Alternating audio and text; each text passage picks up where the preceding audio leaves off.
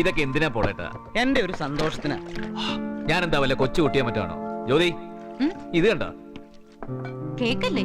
വെറും കേക്കല്ല, birthday cake. ആരുടെ birthday? ഈ കഴുതരാമന്റെ. സാധാരണ ഇന്നത്തെ ദിവസം വൈകുന്നേരം ഞാനൊരു പൈന്റ് ആയിട്ട് വരും. രാത്രിയാണ് ആഘോഷം. ആഘോഷമൊക്കെ പോളേട്ടിന് മാത്രമേ ഉള്ളൂ. ദേ ജ്യോതിക്ക് അറിയോ, പിറന്നാളിന്റെ അന്ന് ഇങ്ങനെ എന്നെ കൊണ്ട് മീൻ വരെ പൊരിപ്പിക്കും. ഒരു പെൺകുട്ടി ഇവിടെ ഉള്ളതുകൊണ്ടാണ് ഞാൻ ഇന്ന് കേക്കാക്കിയ. കുട്ടി ആ കത്തിങ്ങനെടുത്തേ. കത്തിയൊക്കെ തരാം, പക്ഷെ ഞാൻ ഈ ആഘോഷത്തിൽ കൂടില്ല. അതെന്താ? എന്നോടൊരു വാക്ക് പറഞ്ഞില്ല പോളേട്ടാ. പറയാൻ മാത്രമൊന്നും ഇല്ലെന്നേ. നാട്ടിലാണെങ്കിൽ അമ്മയുടെ വക ക്ഷേത്രത്തിൽ പോക്ക്, പായസം വെപ്പൊക്കെ ഉണ്ടാവും. ഇവിടെ എന്ത്?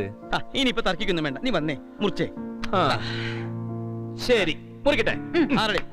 Happy birthday to you, happy birthday to you, happy birthday to dear Ram, happy birthday to U.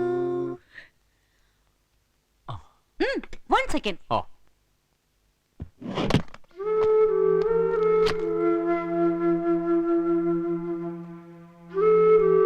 ഇതെന്റെ ഒരു ചെറിയ സമ്മാനം. വാവ്, താങ്ക് യു. ഓ, അപ്പൊ എന്നെ കടത്തി വെട്ടില്ലോ. ഇങ്ങോട്ട് തന്നു ഓക്കെ, പക്ഷെ ഇതുപോലൊരു പ്രസന്റ് ജ്യോതിയുടെ ബർത്ത്ഡേക്ക് അങ്ങോട്ട് പ്രതീക്ഷിക്കരുത്. Hey, nothing doing. ഇപ്പോഴേ പറഞ്ഞിരിക്കുന്നു, സെപ്റ്റംബർ 21. ഇതിനേക്കാൾ വലിയൊരു പ്രസന്റ് എനിക്ക് തന്നേ പറ്റും. അത് മതി. അപ്പൊ പിന്നെ പാട്ട് തുടങ്ങട്ടെ. തുടങ്ങിക്കോ. റാം പാടൂ. കൊള്ളാം, പാടുവന്നോ? യേശുദാസൻ ജയചന്ദ്രനും ടേപ്പ് റെക്കോർഡിൽ പാടുമ്പോ കൂടെ ഞാനും നല്ല അസലായിട്ട് പാടും. പക്ഷെ ടേപ്പ് റെക്കോർഡർ ഓഫ് ചെയ്താ എന്റെ ശബ്ദം നല്ല പീന്ന് കേൾക്കും. ഇതൊക്കെ ഇവിടുത്തെ പതിവ് പരിപാടികളാ. പതിവൊന്നും തെറ്റിക്കണ്ട. Tape recorder പാടിക്കോട്ടെ. ആ സമയം നമുക്ക് എല്ലാവർക്കും ചേർന്ന് ചെറിയൊരു സദ്യ ഉണ്ടാക്കാം. ഓക്കേ.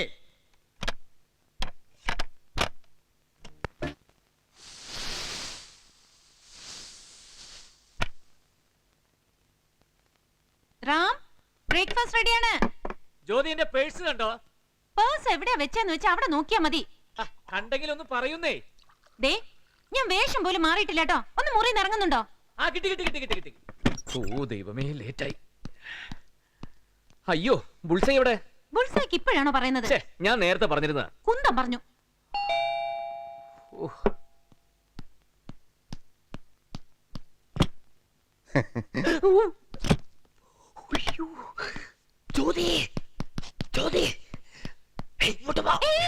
സംഗതി ആകെ അവതാളത്തിലായി തോന്നുന്നത്. പുറത്തൊരു ഭൂകമ്പം ഉണ്ടായാലും കഥവ് തുറക്കരുത്. എന്താ? ഒരു വൻ കുരിശ് പുറത്തു വന്ന് നിൽക്കുന്നുണ്ട്. എന്റെ അമ്മാവന്റെ മകൻ കയറി കഥ അടച്ചോ. പണ്ടാറ്.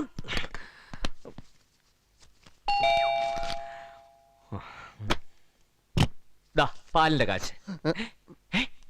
അയ്യോ, ഗോപിയേട്ടനല്ലേ? പാൽക്കാരനാണെന്ന് വിചാരിച്ചല്ലേ ഞാൻ കാശെടുക്കാൻ പോയത്. തനി ഗോപിയേട്ടന്റെ രൂപ ഞങ്ങളുടെ പാൽക്കാരന്. ഒരു ഗോപിയേട്ട വരൂ.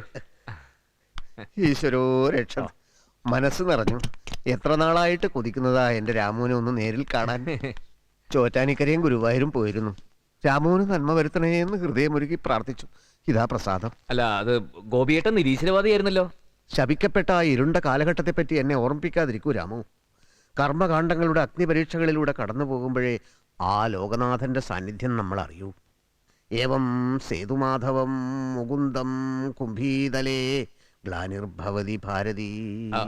ഗോപിയേട്ടൻ വേറെ എവിടേക്കെങ്കിലും തീർത്ഥാടനത്തിന് പുറപ്പെട്ടതാണോ? എല്ലാ തീർത്ഥാടനവും കഴിഞ്ഞു. ഇനി എന്റെ രാമുവിന്റെ കൂടെ കുറേ നാളൊന്ന് വിശ്രമിക്കണം. ഇവിടെയാ? രാമു എവിടെയാന്ന് വെച്ചാൽ അവിടെ.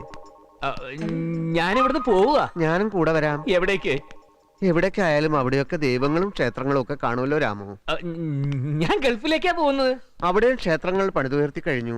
വട്ടപ്പാറ ഗംഗാധരൻ ഒമാനിലെ ഹിന്ദു ക്ഷേത്രത്തെ പറ്റി എന്നോട് എന്തുമാത്രം സംസാരിച്ചിരിക്കുന്നു. അതല്ല, ഗൾഫിലേക്ക് വന്ന നാട്ടിലുള്ള ഭാര്യയും മക്കളും ഒക്കെ അവരെ ഞാൻ ഈശ്വരനെ ഏൽപ്പിച്ചിരിക്കുകയാണ്. ഏത്, നമ്മുടെ പിഷാരടിയുടെ മോനീശ്വരനെ? അല്ല, അഖിലാണ്ട മണ്ഡലത്തിനും അധിപനായ ജഗദീശ്വരനെ. ഓ, അപ്പൊ നാട് വിട്ടു പോകുന്നതാണല്ലേ? നാടൊരു സങ്കല്പം മാത്രമാണ് രാമു. 7 വൻകരകളിലായിട്ട് എത്രയോ കോടി ചതുരശ്ര കിലോമീറ്റർ ചുറ്റളവുള്ള ഈ ഭൂമിയിൽ എനിക്കൊരു സെന്റ് ഭൂമിയില്ല രാമു. പിന്നെന്ത് നാട്? ഈശ്വര ഭഗവാനെ, എൻ്റെ അച്ഛന് നല്ലത് മാത്രം വരുത്തണേ. സ്വത്ത് പാർട്ടീഷൻ ചെയ്തപ്പോ പരമദുഷ്ടനായ ആ മനുഷ്യൻ എനിക്കൊരു തുണ്ട് ഭൂമി തന്നില്ല രാമു.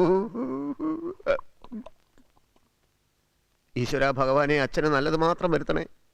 അയാളെ ഞാൻ കോടതി കയറ്റും. പക്ഷെ വക്കീലിന് കൊടുക്കാനുള്ള ഒരു ചില്ലി കാശ് പോലെ എൻ്റെ ഇല്ല രാമു.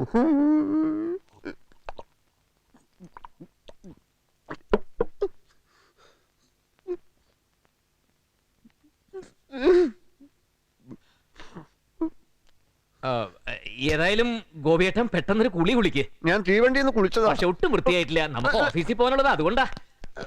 നല്ല നാറ്റുണ്ട്. സോപ്പിട്ട് തന്നെ കുളിച്ചോളൂ. കറിക്കോളൂ കറിക്കോളൂ. അകത്തുനിന്ന് കഥ അടച്ചോളൂ. കുറ്റിയിട്ടോളൂ കുറ്റിയിട്ടോളൂ. എന്നെ വിളിച്ചോ? ഇല്ല, ഞാനിങ്ങനെ വെറുതെ താളം പിടിച്ചതാ. ഗോപിയേട്ടൻ പൊക്കോളൂ.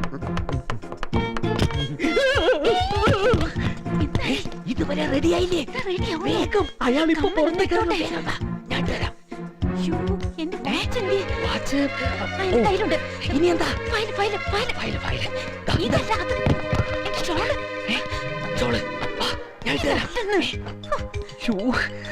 അയാളെ ഒരു കണക്കിന് ബാത്റൂമിൽ കയറ്റി കഥ അടച്ചിരിക്കും. കൊടുത്താ മതി, ഞാൻ പൊയ്ക്കോട്ടെ. ഗ്യാസ് ഓഫ് ചെയ്ത് നോക്കണേ.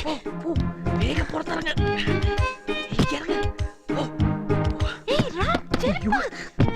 ഇതെനിക്കെന്തിനാ പുഴുകി ഓഫീസിലേക്ക് വരണേ.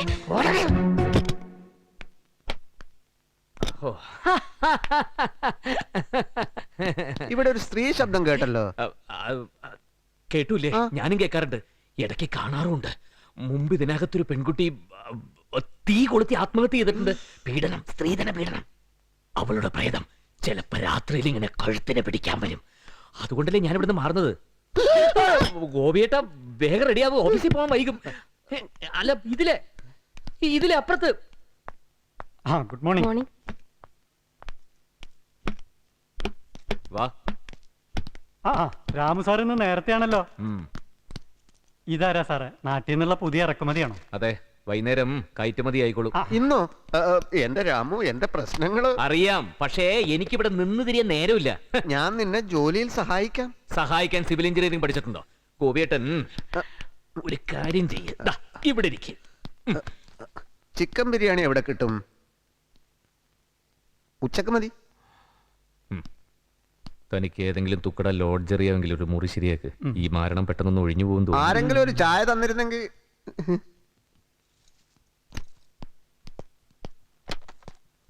Good morning sir.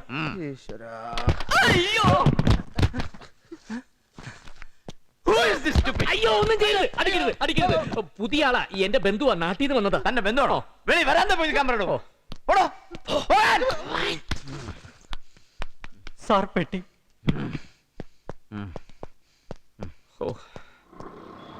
ആരായി നോക്കുന്നേ?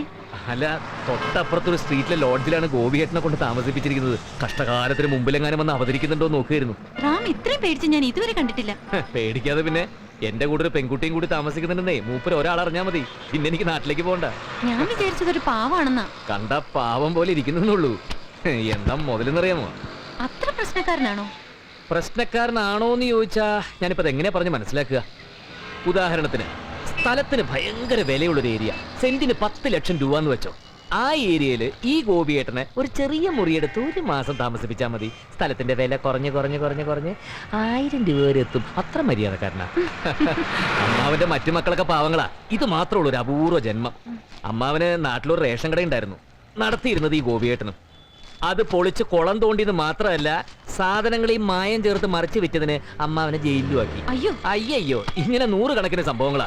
ഈ യമലോക പെരട്ടാന്നൊക്കെ പറയില്ലേ, അതാണ് സാധനം. ഇപ്പതാ സ്വന്തം അച്ഛന്റെ പേരിൽ കേസ് കൊടുക്കാൻ പോവാ. ഇങ്ങനെയുള്ള ഒരാളെ എന്തിനാ പിന്നെ ലോഡ്ജിൽ താമസിപ്പിച്ചിരിക്കുന്നത്? ബന്ധുവായി പോയില്ലേ, ഇന്നത്തെ ഒരു ദിവസം അങ്ങോട്ട് പോട്ടെ. നാളെ രാവിലെ തന്നെ ലോഡ്ജിൽ ചെന്ന് എങ്ങനെയെങ്കിലും കയ്യും കാലും പിടിച്ച് നാട്ടിലേക്കും കയറ്റിയായി.